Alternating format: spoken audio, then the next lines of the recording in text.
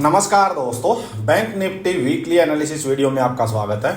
Bank Nifty का weekly time frame पे then daily time frame पे दोनों पे देखेंगे कि ट्रेंड क्या है, व्यू क्या है और नेक्स्ट वीक में किस तरह से बैंक निफ्टी रह सकता है और हमें कैसे ट्रेड करना चाहिए।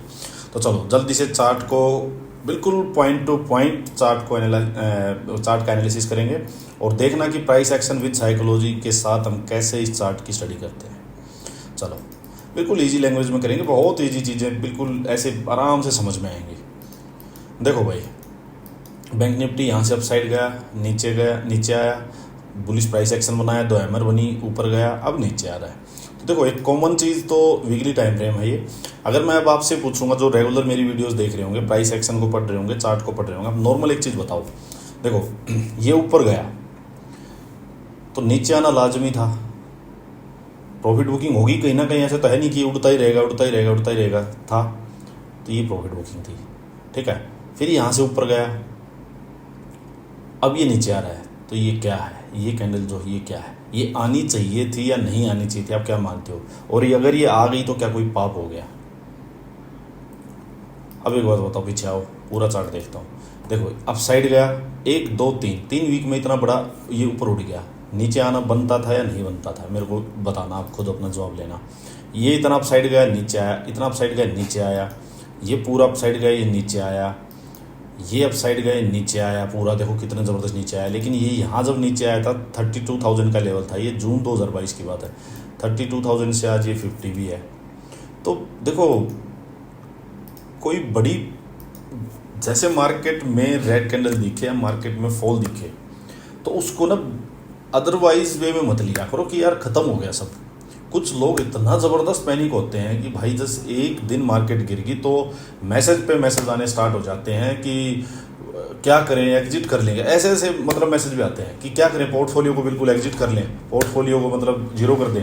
तो वो चीज़ नहीं करनी है। लॉन्ग टर्म व्यू जो है उसको इंटैक्ट रखो और ये समझो कि मार्केट में फॉल और जो मार्केट क्रैश होने वाली जो सिचुएशन है वो अलग अलग चीज़ें होती हैं। एक वो है कि मार्केट से हम पोर्टफोलियो को एग्जिट कर लें, वो चीज़ तब होती है जब कोई फंडामेंटली चेंज हो जाए, कुछ कोई इंडिया की या किसी की मेजर कंट्री के बाहर कोई ऐसी वॉर हो जाए जो कि है कि उससे मेजर कोई इम्पैक्ट आएगा, उसे बड़ी कंट्रीज़ पे किसी पे इम्पैक्ट आएगा, यूएस की इकोनॉमी पे इम्पैक्ट आएगा, हमारी इकोनॉमी पे इम्पैक्ट आएगा, तब जाके कुछ, या कोई पॉलिटिकल सिचुएशन ऐसी चेंज हो चुकी है कि यार पॉलिसी जो बनेगी वो उन पे चेंज आएगा, उसकी वजह से कंपनीज के बिजनेस पे इफेक्ट आएगा, ऐसी चीज़ हो तब आप अपने पोर्टफोलियो के साथ छेड़खानी करो। अदरवाइज तो देखो यार, 3 वीक ग्रीन में था, 3 वीक ग्रीन हुआ, ठीक है, 1 वीक रेड आ गया, तो अब ऐसे टिकोगे कब? मार्केट से पैसा कमाओगे कैसे? तो इतनी जल्दी आप इस चीज़ में, रेड कैंडल का मतलब कोई बुरा नहीं होता है, रेड कैंडल बनेगी तो ही ये सस्टेन होगा, तभी आगे की ग्रीन कैंडल्स का रास्ता साफ होगा। तो एकदम से पैनिक में मत बिल्कुल आया करो। मैं बार बार आप लोगों को वही चीज़ें रिमाइंड करवाता रहता हूँ कि भाई ये part and parcel of the game है। ग्रीन कैंडल बनेगी तो रेड पक्का बनेगी, मान के चलो इस बात को। चलो अभी देखते हैं एक बार इसका प्राइस एक्शन देखते हैं। देखो अभी नीचे की साइड आ रहा है, तो नीचे की साइड का चलो इसको मैं पकड़ लेता हूँ, ठीक है, यहाँ से लगा लेते हैं। ये देखो एक चैनल तो ये है, ये बन गया पूरा चैनल, ठीक है, बैंक निफ्टी का। देखो एक बड़ा चैनल ये बनता आ रहा है, बैंक निफ्टी ये आ रहा है, इसके ऊपर जो लास्ट देखो बहुत स्ट्रॉन्ग चैनल है, नीचे ये और भी नीचे तक है, अगर आप देखोगे तो बहुत स्ट्रॉन्ग चैनल है। ये देखो 2020 के लो तक का चैनल है। जब तक ये चैनल ब्रेक नहीं हुआ है तब तक कोई ऐसी चीज़ नहीं आएगी कि बिल्कुल उथल पुथल हो जाए मार्केट में। ये चैनल है, यहाँ तक आने में तो बहुत नीचे इसको टाइम लगेगा और ये एक स्ट्रॉन्ग सपोर्ट है, ठीक है, पहली तो चीज़ हो गई ये। अब अगर मैं रिसेंटली का, बिल्कुल रिसेंट का ही ये जो लोज हैं इनको पकड़ूँ, देखो यहाँ मैक्सिमम लोज टच हो रहे हैं, मैक्सिमम लोज अगर मैं टच करूँ, देखो ये एक बन गया जो बहुत ही रिसेंट का वीकली टाइम फ्रेम में। देखो यहाँ पे बाइंग आई, यहाँ पे अपसाइड का, यहाँ पे आते ही 2 हैमर बनी, अभी नीचे आया है, तो नीचे ये बहुत स्ट्रॉन्ग सपोर्ट है, ठीक है। ये तो हो गया हायर लो जो नीचे से मिल रहे हैं, तो ये एक स्ट्रॉन्ग सपोर्ट होगी।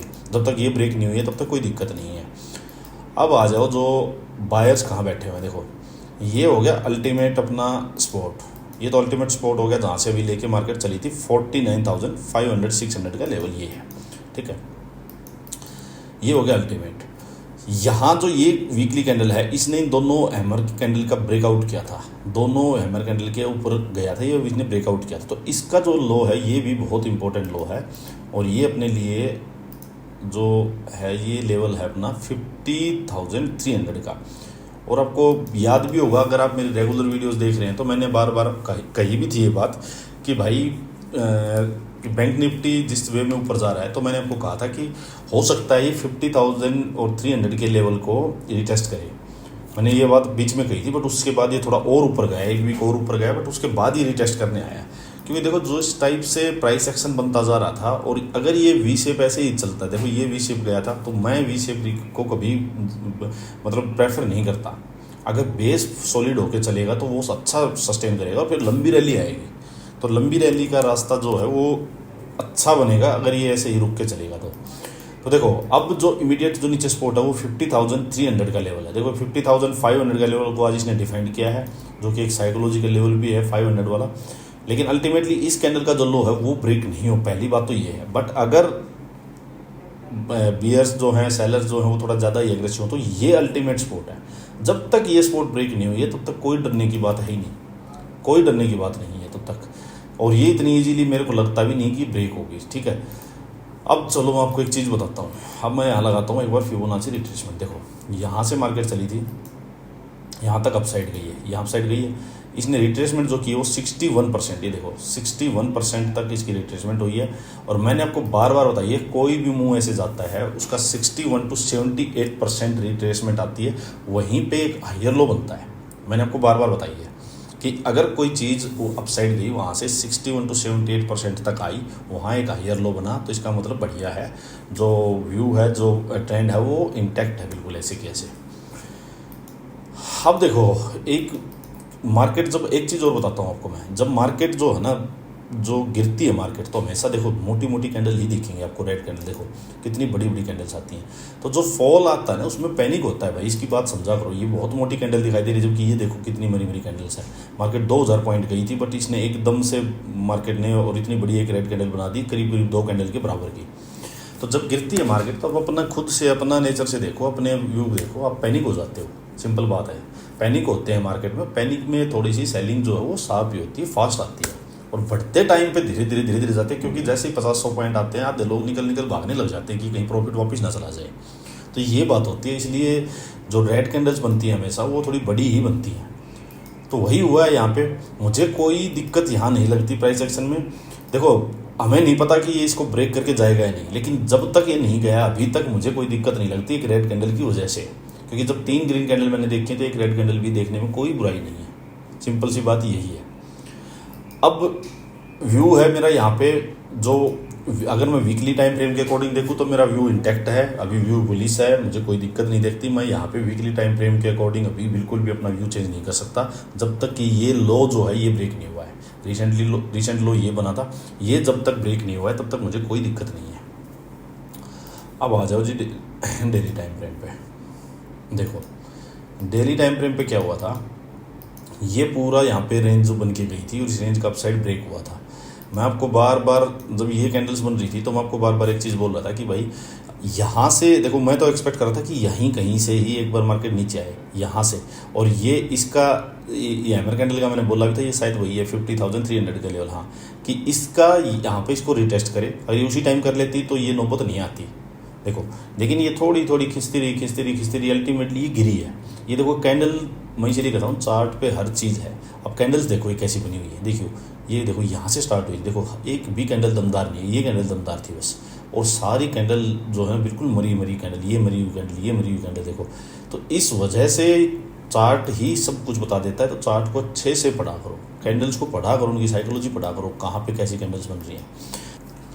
अच्छा, मैंने सिंपली आपको एक चीज़ भी और भी बोली थी कि भाई, सिंपली एक चीज़ और भी बोली थी कि जब ये लेवल जो ब्रेक होगा ना 50,000 और 230 के आसपास ये लेवल ब्रेक होगा, तो उसके बाद यहाँ पे जो आएगी नीचे सेलिंग आएगी वो 51,000 तक इसको लेके जाएगी। लेकिन आज और ज़बरदस्त सेलिंग आई है और ये इसको 50,500 के लेवल तक चली गई। लेकिन आप देखो डेली टाइम फ्रेम में यहाँ पे इतने बायर्स जो बैठे हुए थे, इन्हें कंसोलिडेट किया था, इसी रेंज में आके इसको फंसना चाहिए। ये रेंज बहुत इजीली ब्रेक नहीं होगी, सिंपल सी बात है। अब अपने को करना क्या है, उस पर आ जाओ। देखो डेली टाइम फ्रेम में अब अपने को करना क्या है, वो चीज़ समझना। देखो इस ऊपर वाली रेंज का पूरा 5-6 दिन की इसने ब्रेक डाउन कर दिया है, तो यहाँ पे डेली टाइम फ्रेम के अकॉर्डिंग अपना व्यू जो है वो बेरिश है। सिंपल बात समझना, डेली टाइम फ्रेम के अकॉर्डिंग व्यू बेरिश है, बुलिश बिल्कुल भी नहीं है। नोट करना, बुलिश बिल्कुल नहीं है, बेरिश है। एग्रेसिव बेरिश नहीं है अभी, ये बात ध्यान रखना। एग्रेसिवली बेरिश इसलिए नहीं है, एक तो बहुत बड़ा ऊपर से नीचे तक मार्केट ऑलरेडी नीचे आ चुकी है, नंबर 1। दूसरी बात, यहाँ नीचे स्ट्रॉन्ग स्पॉट है, बायर्स का जोन है, यहाँ पूरा बायर्स के जोन में मार्केट फंसी हुई है। हमें नहीं पता यहाँ से मार्केट सपोर्ट लेके भागेगी या थोड़ा नीचे यहाँ से भागेगी, पर जैसे जैसे अब नीचे आएगी बायर्स एग्रेसिवली इसको बाइंग करना स्टार्ट करेंगे वापिस। अब सोचो किसी से ये रैली मिस होगी तो वो वेट कर रहा होगा कि मार्केट गिरे कब। आपने सोच देखा है ना कि कोई स्टॉक भाग जाता है तो लोग उसकी वेट करते रहते हैं कि यार ये जैसे ही करेक्शन आए, कोई भी करेक्शन आएगी, अच्छा स्टॉक है मैं इसको बाई करूँगा, लोग पैसा लिए बैठे रहते हैं। जैसे नीचे आता है लोग पैसा लगा देते हैं। वही हाल यहाँ है, किसी ने ये रैली मिस कर दी, वो वेट कर रहा था कि मार्केट कब इसमें करेक्शन आए और मैं इसको बाई करूँ।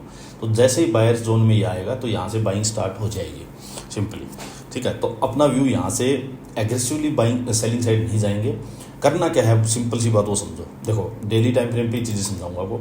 मान लीजिए मार्केट 50,500 यहीं कहीं ओपन हो जाए मंडे को, और यहाँ से मार्केट अपसाइड जाने लगे, तो बाइंग साइड में मत जाना। व्यू का फ़ायदा यही है, व्यू बनाने का। व्यू बना लिया आपने कि हम बुलिश नहीं है, बाइंग साइड में नहीं जाएंगे, मार्केट को अपसाइड जाने देंगे। अपसाइड जाके 51,000 के आसपास, मान लो जैसे 51,000 को इसने ब्रेक किया, 51,000 के आसपास जाए और वहाँ से जाके कोई बेरिश प्राइस एक्शन अपने को मिले, कोई भी बेरिश प्राइस एक्शन मिले, सिंपल बात समझना, वहाँ से अपने को सेल ही करना है, मतलब सेल ऑन राइज ही करना है। अब समझ गए? तो उसमें मत जाना कि वो 4 कैंडल बुलिश बनी और वो 200-300 पॉइंट भी अपसाइड गया, कोई बात नहीं, उसको मिस कर दो। लेकिन आपका व्यू क्लियर है कि मेरे को ट्रेड लेना हो, बेरिश साइड का लेना है, तो वही ट्रेड लेना, सिंपल, ठीक है। हम मान लो अभी और थोड़ी सेलिंग बची हो और प्रॉफिट बुकिंग वगैरह बची हो, तो उसके लिए आपको ट्रेड कैसे करना, वो सिंपल समझो। सीधी मार्केट ओपन हो गई एकदम से नीचे भागे, उसमें मत फंसना भाई, क्योंकि हमें नहीं पता है कि और बचा है या फिर यहाँ से नीचे आते ये धोखा देकर वापिस अप साइड हो लेगा।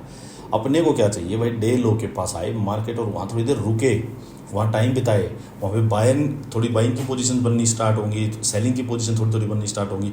फिर उसका अगर ब्रेक डाउन हो जाता है डे लो का, उस रेंज का, तब हम वापस सेलिंग की साइड में जाएंगे, सिंपल बात है।